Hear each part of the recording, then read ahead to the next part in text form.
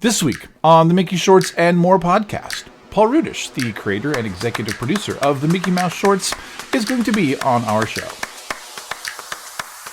Did you hear that? Paul Rudish, creator of the Mickey Shorts, is going to be on our show. Our show. He's going to be here.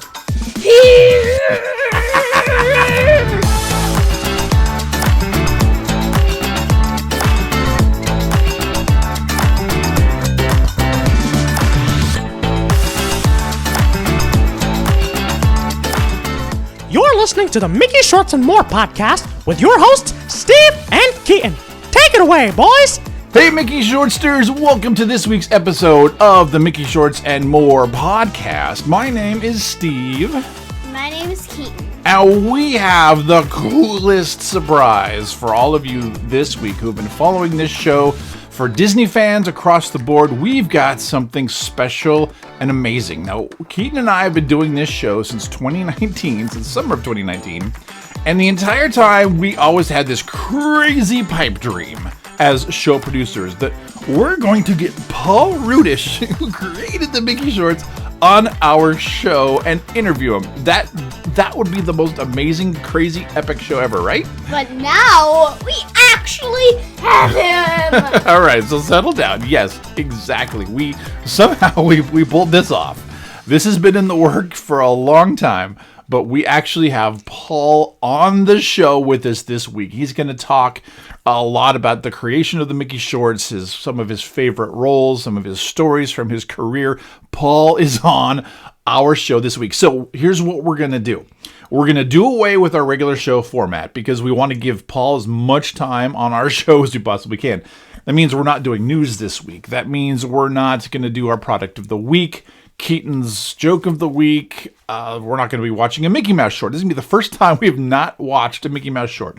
But we're giving all of our time to Paul Rudish, who's going to be here. So, Keaton, how excited are you? Very, very, very, very, very, very excited. That's a lot of varies. That's like 7. But suffice it to say, we are super excited. Now, we do need to tell you a little bit about Paul so you can appreciate who we're about to talk to here on the show. Now, Paul Rudish is an American animator. He's a writer. He's a voice actor. He's originally known for his art, his writing, his design work on a Cartoon Network show that I might be a little bit familiar with called the original 2D Star Wars, The Clone Wars. Yes, he massively helped with that one. Then he wrote, he designed characters for, he directed art for episodes for shows that you might have heard of called Dexter's Laboratory, The Powerpuff Girls, and Samurai Jack. Then he went on to create, executive produce, and direct the Mickey Shorts, the ones that we have talked about since the beginning of our podcast. He's also done The Wonderful World of Mickey Mouse and The Wonderful Seasons, as we call it, of Mickey Mouse. For winter, spring, summer, and autumn that are now available on Disney+. He's won Emmys, he's won Annies, he's an all-around amazing, talented guy. Please welcome to the Mickey Shorts and More podcast, Paul Rudish. Mickey Mouse, behind the scenes. What is wrong with you people? Paul Rudish, welcome to the Mickey Shorts and More podcast. Thank you so much for being here. Thanks for having me. Yeah, this was the goal, from the start of this show. I don't know if it's a goal. It was always a crazy dream to have Paul on this show, but we're so excited that you gave us a few minutes, and we appreciate your time today. So, Keaton, do you want to start us off with the first question? Okay, tell us about you. Who is Paul Rudish? An enigma. Paul Rudish is a kid who grew up in a little town in Missouri, just south of Kansas City, on a little farm. My dad was really into horses, and so we had some horses, and I had to milk the goats before I caught the bus to go to school, and shovel horse poop and do all the barn stuff. And but I love drawing. And my dad was also an illustrator, and he worked at Hallmark Cards for many years. and he was really kind of known for like his horse portraits and stuff. He was really into horses, as I mentioned. But so I love drawing, and having Dad there, like showing me that art was a thing that could happen was really great. And I had a live-in art coach, so that was really, really fun to have that kind of support. And and as I was growing, Dad would take me into work, like once a year, just to see what happens at Hallmark Cards, and I got to see a commercial art studio and functioning, full of artists, and hanging out with young art friends and stuff. And so there was this kind of art community that I knew was out in the world. So I wasn't one of those kids that had the urge, but often you hear Dad saying, well, that's really great for a hobby, but what are you going to do for a real job? My parents couldn't say that, because that's what my dad was doing. So and I was just really into all the cartoons, all the animation, comic books. And then I grew up on all the Disney features, and that was back in in the 70s, when I was real young, when they would re-release all the old classic Disney movies in the theaters, because it was before we had VHS or DVD or any of that kind of stuff. But they would rotate all the old movies, so still got to see Cinderella and Snow White, and all those classics, and Pinocchio, and then of course all the Bugs Bunny and the Looney Tunes and stuff on Saturday morning cartoons, back when that was a thing. And I just was really into it. And my dad had moved to Los Angeles. He was one of the two artists that invented Rainbow Bright, and that was for Hallmark. And they were originally working for Hallmark. They developed Rainbow Bright for that. And then when they decided to do an animated show, they sent my dad Rich out to Burbank to be the art director on the show. And so that was when I was a teenager. And so I would come out during the summer and visit him, and go hang around Deke Studios, was where they were producing it. And so again, I got to see how animation was working, and just be a fly on the wall, just watching artists do their thing. And eventually I was looking for an art school, and I was at the point where I was like, do I want to learn illustration, and like do comic books, or grow up to be Frank Frazetta and just do illustrations and paintings, or do I love cartoons? And I really kind of fell in love with cartoons because of the multimedia of it all, with music and voices and all the aspects of filmmaking on top of all the aspects of illustration. And then from there, I started getting some jobs around town, and eventually led here. There we to go. Mickey Mouse. How did the Mickey Shorts series come to be? Did you approach Disney with the idea, or did they come to you? What was the pitch to Disney? Well, I had started at Disney in 2011 in like a development deal, where I was supposed to come in and try to come up with some ideas. And they wanted me to look at classic characters in the Disney library and see if there was a new spin I could put on something.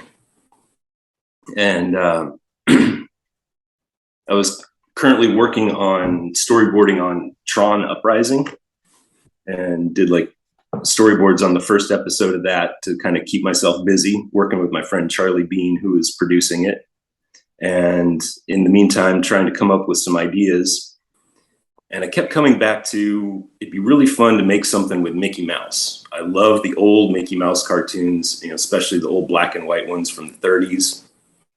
And just going, how can I trick them into letting me use Mickey Mouse? He's so precious. They haven't done anything with Mickey for a long time, and everything had to be very safe, but I love the old cartoons, and I was like, how can I convince them to let me make Mickey Mouse cartoons like the ones that I loved? And then kind of on cue, Eric Coleman, who was president of TV animation at the time, came in my office one day and says, "So I hear you like Mickey Mouse." And I was like, "Uh-oh, I'm busted.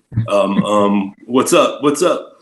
And turned out that Bob Iger had put out an order to all the departments of Disney going, "I want to see new Mickey Mouse." He had an agenda to revitalize Mickey in his popularity and everything. And they had done their research and things, and Mickey Mouse Clubhouse was performing really well, and it was a really popular show. It was cute and everything. But they found that kids thought that Mickey Mouse was for babies. Once they turned like 6 or 7, they thought, the preschool show was what Mickey Mouse was, and they didn't realize that he was a famous cartoon character. And they would ask kids, what's the most famous cartoon character? And they'd go, SpongeBob. And Bob Iger was like, no way, we have to get Mickey Mouse out there again. And so there was a little period of time where people were developing something for a big pitch. And like I said, all the different divisions of Disney were all working on something with consumer products or video games or publishing, working on ideas for books. And then, of course, at TV animation, it's like, well, what do we do with Mickey Mouse, the world's most famous cartoon character? And I was like, well, we could make cartoons with him. Go figure. So the folks at TVA set me loose, and I did 2 storyboards. I did a bunch of sketching and kind of research, thinking about why I like Mickey Mouse and why does the world like Mickey Mouse? What made him so popular? And I thought, he was, the old cartoons were very, well, the original cartoon was silent until they put sound on it. But a lot of, the old cartoons were very pantomime and not a lot of dialogue, not a lot of funny word jokes, a lot of, funny picture jokes, lots of funny movement and weird rubber hose animation and all kinds of just strange, surreal things. And so I kind of wanted to bring back that kind of style to it, because like I said, that's what I liked about it. And so I pitched these 2 storyboards and it was getting a good response. And then we had we called the Bake Off. And that was the big meeting where everybody came to pitch their version of Mickey Mouse to all of the biggest wigs at Disney. And it was, this room of 8, 12 very important people. And they were very silent. I got up there, I did my little song and dance, and I'm doing my little cartoon voices, and I'm showing off all clicking through the storyboard panel by panel, and doing the dialogue and whatnot. And then they're just very silent, like, okay, thank you. And then I left, and like everybody who had pitched came out like, man, the room was silent. I don't think they liked anything, and we were all nervous. And then the next day, they gave us a call and said, we like that version. We want 100 of those cartoons. And I was like, okay, well, why don't we start with 25 first? Or how about 20? And like, okay, all right. But then kicked it off, and then had to staff up and hire a bunch of artists and, get a team built and start making those cartoons come to life. So out of curiosity, was there a certain episode that you used during that pitch? The first 2 that we produced. So that was Croissant de Triomphe and No Service. Okay. So with that pitch, I mean, those are shows that have some pretty edgy humor and some fun nods at Disney history, Disney characters. I mean, all that stuff that's been untouchable in times past. How is Disney's reaction to that kind of humor in a kid's cartoon? They liked it. I mean, thank you very much to Bob Iger, who specifically liked it. He had the theory that Disney takes itself a little too seriously, and DreamWorks is always taking stabs at Disney and making jokes at Disney stuff. And he thought we should be able to joke about ourselves and have a better sense of humor about ourselves, being Disney. And so I think that was really what he was looking for. There's a lot of that in those two cartoons that I pitched. And everyone seemed to respond really, really well to it.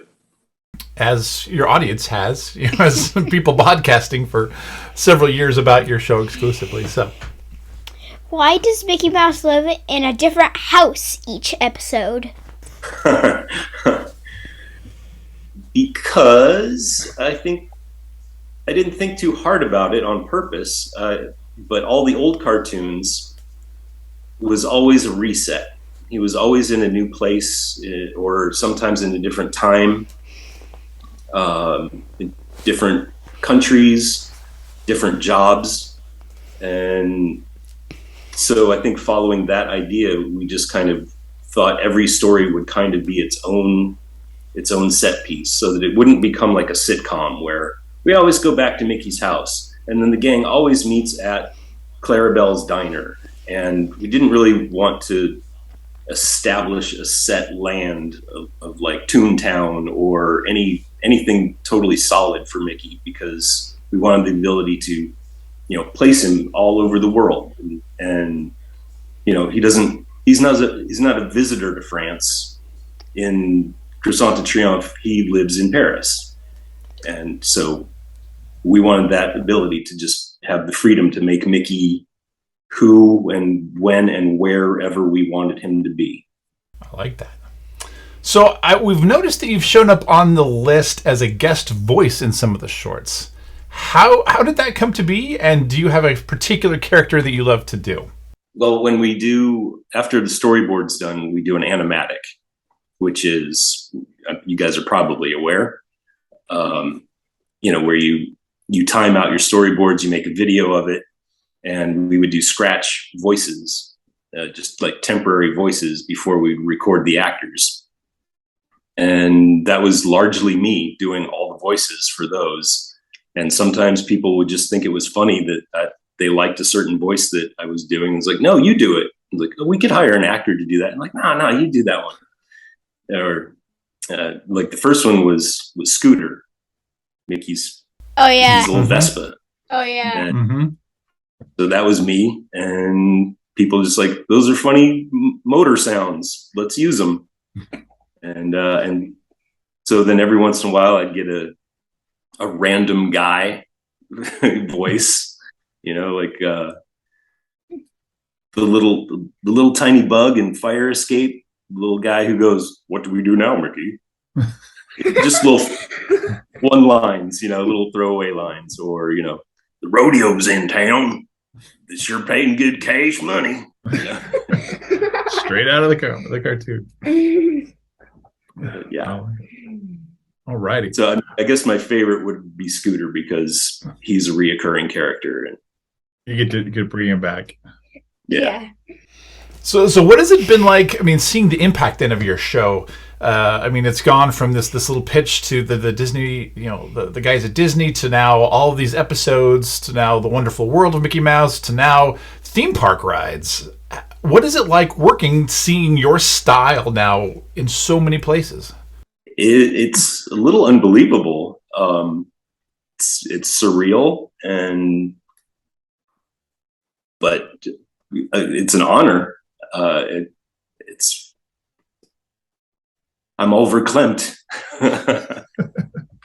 No, it's really great. And I mean, especially once we started getting involved with the theme parks, that was really exciting.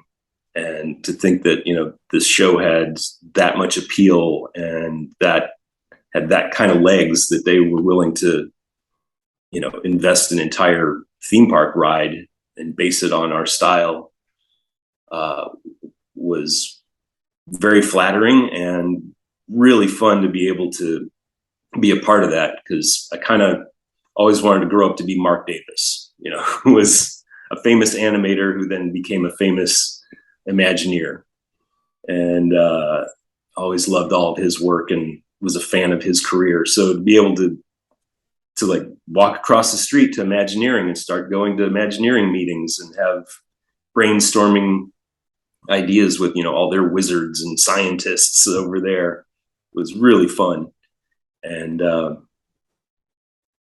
getting to see how the cake is baked at Imagineering was amazing, and cool to work with people who thought very differently. I could think in 3 dimensions pretty well, but now they have to apply all the real science to it, and so we would come up with crazy ideas, and then the wizards would go, okay, let's apply some science and let's see which of these crazy ideas we can actually pull off. And then they would do experiments, and they would set up little demos and stuff during the process where they would try to experiment and prove out some of their ideas, and how to do projections and all these various tricks that are now in the ride. It was really cool to see that develop. And then now, even though I saw the whole behind the scenes of the ride, once I finally got to ride it in person, it was brand new again. Even though I knew what was coming around the next corner, everything was still a surprise. And just seeing how all the elements come together and create like a whole new life was fantastic. It was a real treat. Awesome. Yeah, imagine if all the stuff back here was Mickey Mouse stuff instead of Star Wars stuff. That'd be fun someday. I have a friend who has the wall you speak of. One of our character designers, Tara, had a huge toy collection, which just kept getting filled with more and more Mickey over the years. So I can imagine it. It's over at Tara's desk. I will say that my shelf looks more like your guys. I still have all my old Star Wars stuff. There we go. What things or events or shows do you considering to be career highlights? Career highlights. Well, I just gushed about the making of the ride. Definitely the whole breadth of Mickey has been fantastic. I never thought it would go this far. I mean, we produced 10 years of cartoons, and I've never been on a project that's run that long. And it's been a treat all the way through, working with so many fantastic people and just having fun times telling jokes and then putting those jokes on the screen. It's great. But also, I've had a lot of fun things that I've done over the years. Powerpuff Girls and Dexter's Laboratory were really fun. Those were some early projects that I started pretty much right out of school. Once I graduated from Cal Arts with Gendy Tartakovsky and Craig McCracken, who developed those 2 shows.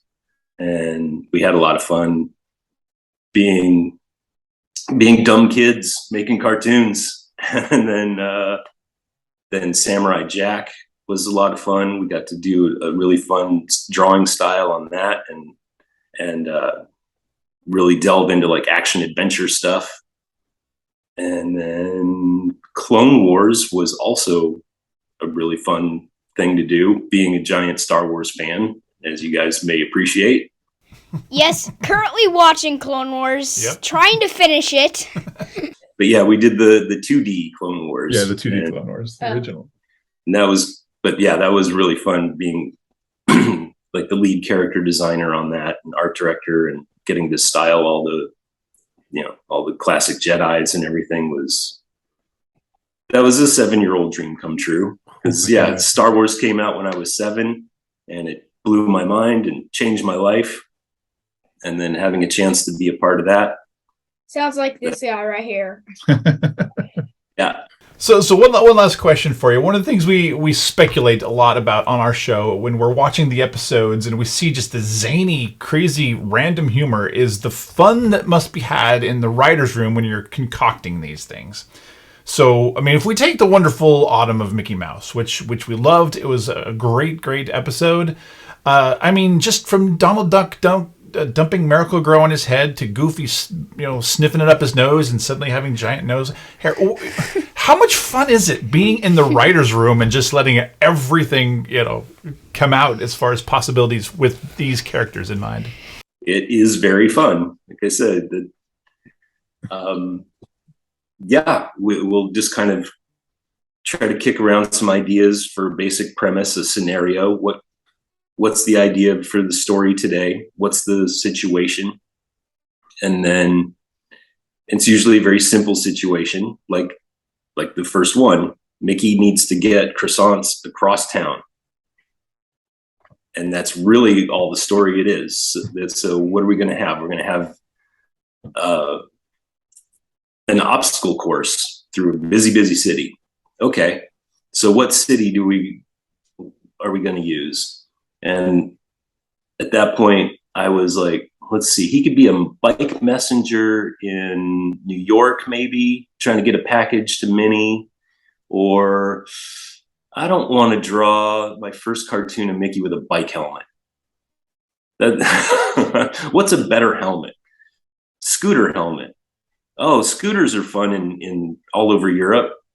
And I was in France a couple of years prior to that, and I was like, Paris was really busy and crazy, and so I could take that same idea but put it in a different setting, and hence that came about, like, story wise. So again, the premise was very simple, and then you start to decorate it, and then so you're sitting with your team and you go, so here's the premise. Now we have our main characters and we know pretty much how they act to stuff. Their personalities are very set. We know how Donald's going to react. We know how Goofy's going to react. We know how Mickey's going to react to whatever scenario we throw them into. So that helps inform us as to what kind of jokes are going to come out. Well, Donald's he's going to say this, and Goofy's going to have some crazy idea that doesn't even make any sense. So then we just start rolling, and then we start throwing out ideas of what about this? What about that? And a lot of us are sketching. The story room is usually one or two writers, and then most of our directors. So maybe 6 or 7 people. There's a storyboard artist that's going to work on that particular episode, and we just kind of, like I said, brainstorm. And Eddie Trigueros, one of our directors, can't stop drawing. Like he rarely speaks, but he's always drawing. And so, like, we'd always have this joke that if Eddie's in the room, he's going to storyboard half of your episode for you anyway, because by the end of the meeting, we just pick up all of his Post-it notes of all his crazy drawings and crazy faces. And we've got half the cartoon right here. Thanks, Eddie. But yeah, just it's very collaborative and just throwing out jokes until, sometimes, well, we can't do that because of this reason, or that's going to take us off in a direction that doesn't keep us on a pathway for our story. So we have to bring it back and go, okay, we still need to build the road to the end of our story. And so we just have a lot of fun pieces, and then we see how we can piece all those things together into the puzzle till it feels like a solid story. There we go.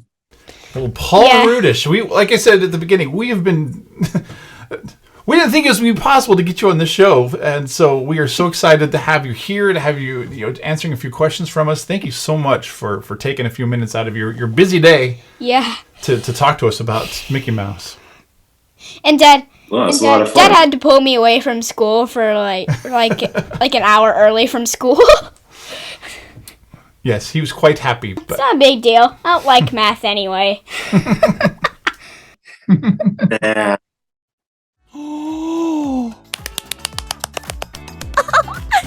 like it?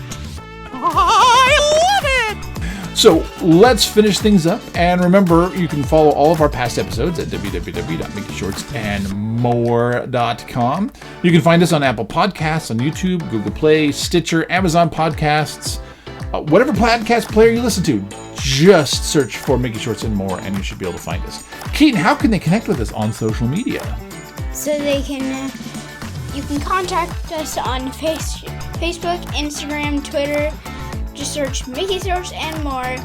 And if you want a voicemail, just go in and do 541-321-0472. Yes, you can leave us your own thoughts in your voice on our voicemail line by calling that number that you can see on the screen or that you just heard from Keaton. So join us next week. Hopefully everyone has a great week. Just remember the one thing we always say. In your life, there's going to be stresses. As you deal with those stresses, the solution is simply watch more Mickey Mouse. Old people, young people, middle people, everybody can watch Mickey Shorts together. You can laugh, you can cry. It'll help you to forget about your troubles. I'm gonna forget my troubles! This is the way to go to just have more fun in life, is to watch more Mickey Mouse and then come back here and listen to us talking about it and sharing all the recent development and news and all of that fun stuff. So hopefully everyone has a great week. Thanks for listening. Thanks for watching. Bye. Bye. Thanks for listening to the Mickey Shorts and More podcast. Come back next time, and we'll see you real soon. Dun, dun, dun, dun, dun, dun,